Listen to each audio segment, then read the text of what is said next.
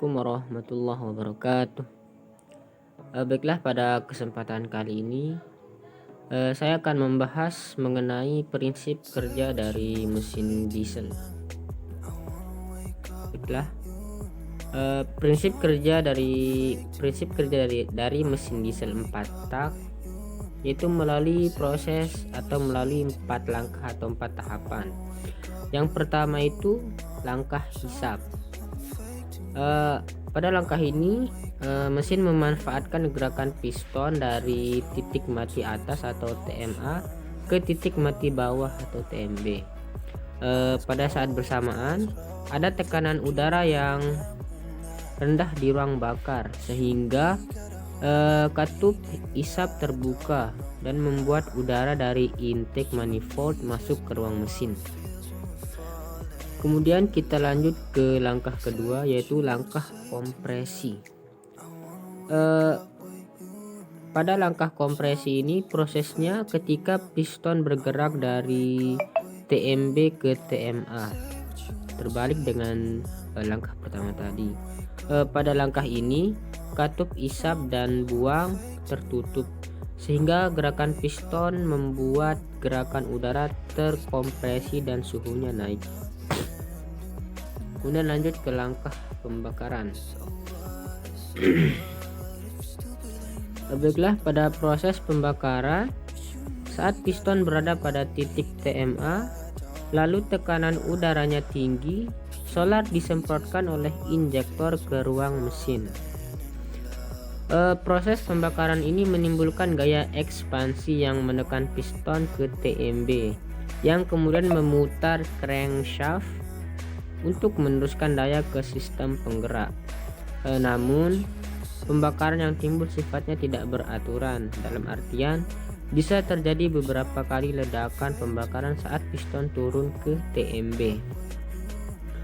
sehingga ada getaran lebih banyak yang ditimbulkan. Kemudian langkah terakhir yaitu langkah pembuangan. Selanjutnya di langkah pembuangan, karena adanya momen inersia pada connecting rod, piston kembali bergerak ke atas dengan katup buang yang terbuka. Hasilnya gas sisa pembakaran tadi keluar melalui katup buang. Kemudian siklus mengulang lagi dimulai pada langkah pertama atau diulang kembali. Baiklah, kita lanjut ke komponen sistem bahan bakar mesin diesel. Baiklah, yang pertama itu ada full tank. Fungsi utama dari full tank adalah digunakan sebagai tempat untuk menampung bahan bakar mesin, baik bahan bakar yang terutama bahan bakar solar. Kemudian dari full tank kemudian bahan bakar akan disalurkan ke pompa penyalur atau full pump. Fungsi dari pompa penyalur adalah mengalirkan bahan bakar tadi ke injektor untuk diinjeksikan ke dalam ruang bakar mesin melalui saluran bahan bakar. Kemudian lanjut yaitu full filter.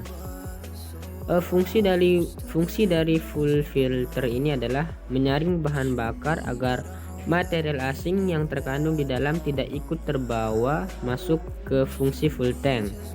Kemudian memisahkan bahan bakar dari air, mengurangi resiko terjadinya penyumbatan pada sistem penyimpanan bahan bakar di dalam mobil, dan menurunkan kecepatan aliran bahan bakar, terutama yang disalurkan menuju ruang pembakaran mesin. Kemudian lanjut governor. Fungsi dari governor adalah menjaga kecepatan putaran engine pada saat kondisi idling atau low speed control function, menjaga kecepatan maksimum engine, dan menjaga kecepatan engine yang disesuaikan dengan beban. Kemudian yang terakhir adalah nozzle. Nah, salah satu komponen utama dari mesin diesel ini berfungsi sebagai penyemprot bahan bakar ke dalam ruang bakar. Baiklah, kita lanjut ke kelebihan dari mesin diesel ini.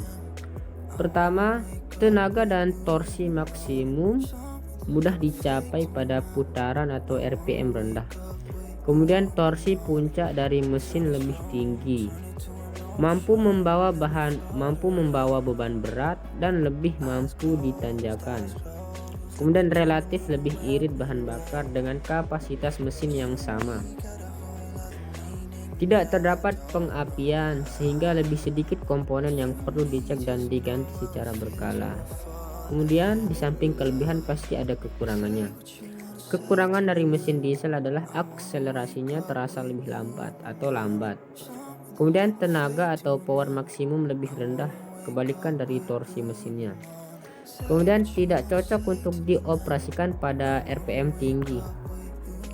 Dan kemudian yang terakhir, getaran dan suara mesin yang terasa lebih kasar. Yang seperti kita ketahui adalah suara dari mesin diesel itu sangat bising yang mengganggu kita. Baiklah, mungkin hanya itu yang bisa dapat saya sampaikan. Kurang dan lebihnya saya mohon maaf. Wabillahi taufiq wal hidayah. Wassalamualaikum warahmatullahi wabarakatuh.